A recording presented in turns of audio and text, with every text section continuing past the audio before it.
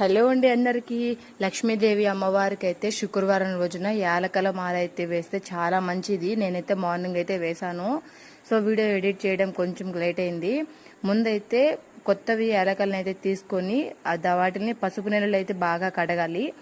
కడిగిన తర్వాత అయితే మనం ఇంకొన్ని మంచినీళ్ళు అయితే తీసుకొని ఒక 2 minutes అయితే నానబెట్టుకోవాలి. బాగా నానేయంటేనే కుట్టేదానికి అయితే ఈజీగా ఉంటుంది. ఇవి నానేసరికి మనకి తెల్ల దారం అయితే తీసేసుకోవాలి.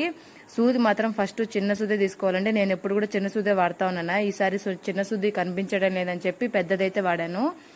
బాగా వస్తాయిలే అనుకున్నానా. సో అవైతే కొంచెం కుట్టేటప్పుడు ఓపెన్ అయిపోతూ ఉన్నాయి. సరేలే ఇంకటి నుంచి అయితే చిన్న సూదితోనే కుట్టాలా అని అనుకున్నాను. ఇంకా ఈ వీటికైతే దారానికి అయితే పసుపు మొత్తం పూసేసుకొని మనకి ఎంత లెంత్ కావాలో అంత తీసుకొని కట్ చేసేసుకొని మొత్తం కుట్టేసుకోవాలి. ఇలా మొత్తం కుట్టేసుకున్న తర్వాత దీనికైతే పసుపు కుంకుమ అయితే బొట్లు అయితే పెట్టేసుకోవాలి.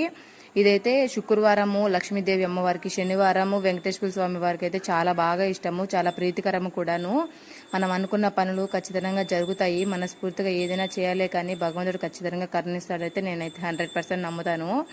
ఇలా అయితే కుట్టిన తర్వాత అయితే ఇంకా మనం 5 రోజులు కానీ 9 రోజులు కానీ అమ్మవారికి అయితే అలానే ఉండిచేసి ఇంకా వీటిని అయితే పసుపు కుంకుమ క్లీన్ చేసేసుకొని అయితే మనం కర్రీస్ లేకని అట్లయితే నీసు లేకుండా చేసేసుకోవచ్చు. లేకపోతే ఎక్కడైనా నదుల్లో అయితే వేసేసుకోవచ్చు. అది చాలా మంచిది. ఈ వీడియో పైన మీ ఒపీనియన్ ఏంటో కామెంట్ చేయండి. Thank you for watching.